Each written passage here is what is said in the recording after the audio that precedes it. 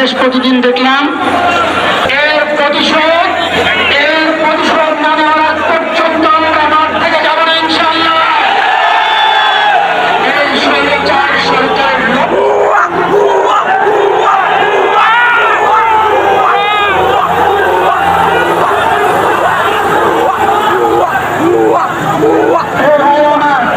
আপনারা যে ভুয়া বলছেন, আসলে ভুয়া।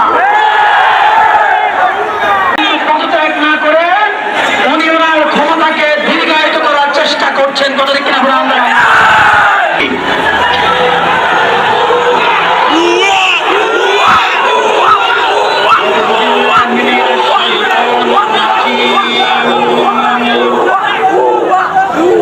বিসমিল্লাহির রহমানির রহিম।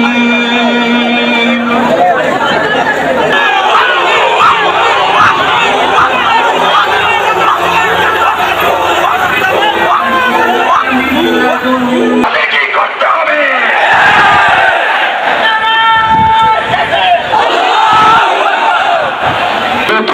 সীতামুখ দেখতে হয় তবে এমন বেঁচে আগে লাভটা কি তুমি সে কথা কখনো ভেবেছ কি? যদি পর কাছার মতো বাঁচতে হয়, যদি মায়ের ধর সীতামুখ দেখতে হয়, যদি অস্ত্রের মহড়াম এখনো চলে, যদি আমার ভাইয়ের বুকে গুলি চলে, যদি অস্ত্রের মহড়াম এখনো চলে, যদি অবৈধ শিশুর বুকে গুলি চলে, তখন ছাগল গুলো বলে লালন পালন করে লাভটা কি তুমি সে কথা কখনো ভেবেছ কি?